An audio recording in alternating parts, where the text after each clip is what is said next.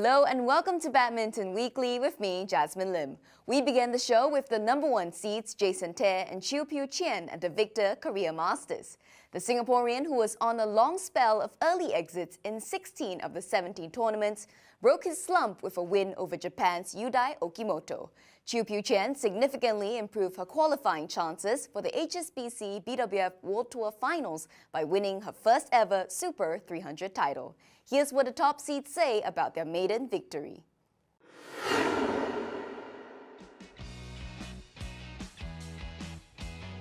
因为我之前有进过100的时候有进过决赛，但都没有拿到冠军，所以我觉得这个冠军真的很难得。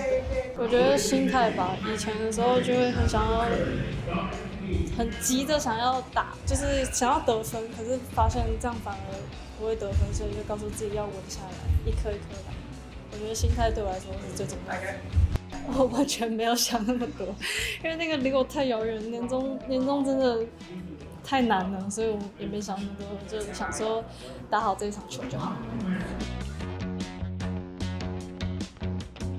First of all, I'm very happy, and because ever since I won the Thailand Master until after German Open, I've been losing a lot of matches. But I wouldn't say it's like a downfall, but I think I managed to learn a lot from the defeats. So I'm really happy to be able to win again, and I just want to say thank you to everyone who have helped me along the way, and I'm very grateful for this, and I will keep working. Of course, I will aim for higher level. I will need to improve my level, but I think I still need to learn a lot, and I need to be a lot more consistent in order to challenge with the top players. So I wouldn't say, oh, after I win this one, I want to win 500. So I think it's still a long way for me to go. So I'll just keep learning and working, and hopefully things get better. It was also a fantastic finals day for Korea at the Super 300 event. The host nation won 2 out of 3 doubles disciplines through new pairs Lee Jong-min and Wang Chan in the men's doubles. Jong Na-eun guided new partner Kim Ja-hyun to his first ever World Tour title. Despite not securing the women's doubles title, Selena Peak is optimistic about Korea's strength in depth in the category. Seeing this Korea Masters, that the B group is doing so well, that is something really to build on for the Korean Badminton Association. And personally, they also needed to shine because I think all the A players were not representing. So you can look at it two sides. They had to perform in one way, but they also managed to do that. And I think with the amount of pressure those players must be facing, because they know, oh, we need to work so hard to close that gap. And it's our home tournament, so we need to show that we're doing well. Because we can also look back at the history of the Korean Badminton Federation, that once a pair is not performing up on the standards, they're pretty easy in tearing them apart, and you need to start up all over again.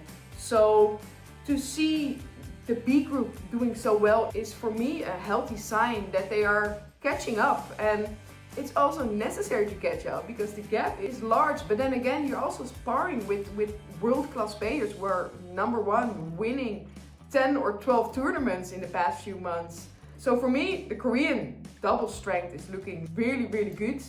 And it's going to be interesting, especially coming from a mixed doubles category, to see them winning that one as well at their home soil. Korea is pretty fast in changing around mixed doubles pairings, and it can take a little while to adapt to a new partner. So seeing her with 3 different partners, and I think they were looking to a player similar to Kim Won-ho, because in my personal opinion, she is not a very natural mixed doubles player. And we could also see that when she was playing with Kim Won-ho, that she was in the back almost the same amount of times as he was. But then again, that was also their strength. So I think they're looking for a kind of partnership that could fulfill her in her strength in that way. And winning, of course, a tournament helps, giving you confidence and to build on in a partnership. So I hope for her that she found a partner she can grow with, because that's the most important one. And it's going to be interesting to see if they continue to play and how they will develop. So let's see if we can see her in the next tournaments doing well as well. It's a little bit a shame that they lost the final today, because it would have been the perfect ending, the perfect farewell. Regarding her partner, a young girl who's only 20 years old in a Korean Masters final, I can only see it as a huge inspiration. It could also add something to the hungerness. Also encouragement to do better if you are being partnered with a partner that's so good already. You could also see it in Lee Min when he was playing Chae. He's now winning the men's double, so maybe it also helped him growing in his role, being a more complete player. And I hope this match, her partnering up with Kim, is helping her in the early steps of her career as well. There was a slight concern for Korea in the men's doubles category. The country's second best pair, Kang Min-hyuk and Ki Dong-ju, had 3 straight first-round losses before finally breaking that streak in Iksan. However, the number 2 seeds could only reach the quarterfinals at the Super 300, and Chris Langridge explains what is not working for the Korean pair. So I think, to be honest, they're a very interesting pair because they literally burst onto the scene. You know, first tournament, people weren't sure what we were going to get, and they were really impressive. I think Ki's serve was a difficult one to deal with because he was one of the only players who's got a very unique serve. He's still got kind of a chop serve, but he's got like a legal version of it. And I think players hadn't seen it before and they really struggled with it. The level that they came out in their first tournament, no doubt about it, were very impressive. The only thing back then that I did question was just Kang, great player, but sometimes I had seen him perform to a much, much lower level. And what I mean is, Kang's highest level is world class. No one can question that. Generally though, when you're a player of his caliber, your lowest level might be 20 in the world, but I had seen at times his level drop below that and he'd make some simpler mistakes you wouldn't expect. He's under a bit of pressure. He's the player in this partnership that needs to turn it around because he is the more experienced one. He is a world champion here we're talking about. The recent performances, they haven't been as good. I do worry a little bit, if I'm honest, at what we're going to see. When I watch them play and analyse them, bits of the game they're good at, but then bits of the game, the first 4 shots, a little bit simplistic. He's got his serve, which is dangerous, but sometimes it doesn't work. Players are now more comfortable dealing with it. Quite often we analyse and say how good a pair can be. With these two, I'd almost say it's the opposite. I have no concern over how good they can be. The bigger concern I have is their lowest level is too low for players of this caliber, which could be quite a strange thing to say, but he is quite flamboyant. He can do some crazy stuff. His crouch defense makes my knees hurt watching because it is very unique in regards to some of the shots he can play, how he can cut it out. It is amazing. But then at other times, his shot selection isn't as good. Kang is just, he can be so good. He can. There's days where I've watched him over the last 2 years and thought, wow, you know, he's so underrated. Even when he was world champion, I still thought there were times he was underrated. But then there's other times when I watch him and I just question what's gone through his mind to play the shot he's played, or he has a big gap on court and he's tried to play such a good shot, but he's missed it. He's made a comfortable mistake. When they're attacking, they're good. When they're defending, they're good. There's no issues, major issues. They can be dangerous in the first 4 shots when Ki's serve is on because it is very dangerous. When it's not on, it changes the whole dynamic because it can be a little bit simple in the first 4 shots. If we break down what they need to be very good, they tick every box, but then don't quite manage to put it together. At times they do, even in matches, but it's so far between. Like, for Korean men's doubles, the fundamental is the consistency, how solid they are, how hard an opponent has to work to win a point. Whereas when I watch them, I wouldn't agree with that. It's not how they play.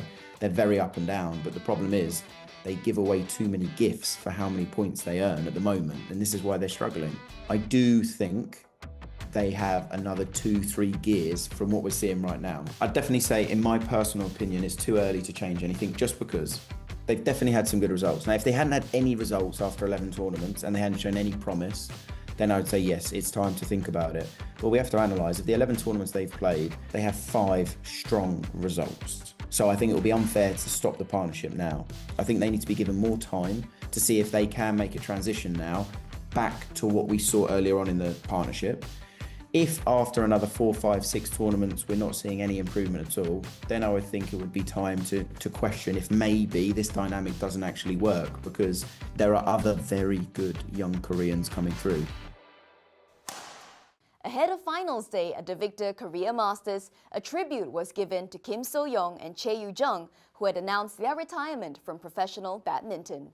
Chae played her final match earlier at the Yonex French Open, while Kim was unable to conclude her career on a winning note at the Super 300 event. Both shuttlers were accompanied by family members, friends, and teammates in Iksan for their farewell ceremony. The pair, who briefly partnered each other in 2016, were fighting back the tears during the tribute. 일단은 울지 말자라는 생각을 제일 컸는데도 불구하고 확실히 이런 은퇴식 열고 또 영상 또 이런 뭐 동료들 뭐 부모님들 이렇게 뵈니까 확실히 뭉클하고 감사한 마음도 들고 약간 싱숭생숭했던 것 같아요. 솔직히 말하면은 아직도 제가 은퇴한다라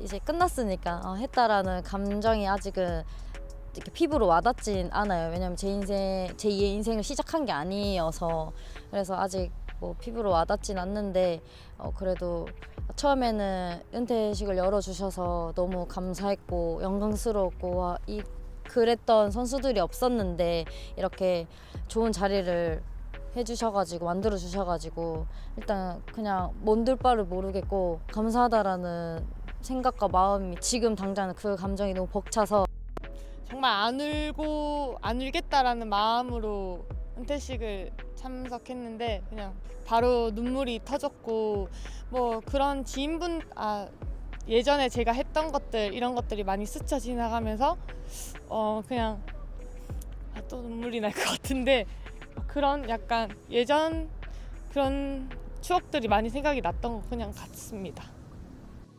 Chae has won 11 titles, including the 2023 World Championships, while Kim's biggest prize was the 2020 Olympic bronze medal. Despite those glittering achievements, the pair have not yet planned their next goal. 일단은 결정된 건 없는데 그래도 여기저기서 좋은 좋은 자리 이렇게 연락도 많이 주시고 해서 아직까지는 제가 플랜을 짜고 있는 중이라 뭘 하든 지켜봐 주시고 응원해 주셨으면 좋겠습니다. 일단은 제가 생각하고 있는 것들을 많긴 하지만 하나씩 이뤄보려고 노력을 하고 있고 뭐 그중에 일단은 후배 선수들을 잘 도와줄 수 있는 지도 역할도 있는 것 같고 또 제가 스포츠 행정으로서 관심도 많기 때문에 지금 대학원도 다니고 있고 네, 뭐 이렇게 여러 가지로 많이 스포츠에 관련된 일들을 하기 위해서 저도 나름대로 많이 노력을 하고 있는 것 같습니다. Sadly, we have to bid farewell to Tai Tzu Ying as well. The Chinese Taipei star officially announced her retirement from professional badminton on Saturday. The Olympic silver medalist concluded her illustrious career with a total of 32 titles and held the world #1 ranking for 214 weeks. So before we go, we want to thank Tai Tzu Ying for letting us witness her incredible career. From Chinese Taipei, Tai Tzu Ying!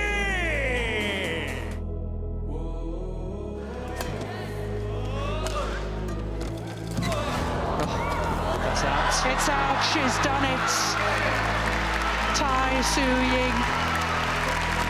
Amazing display. "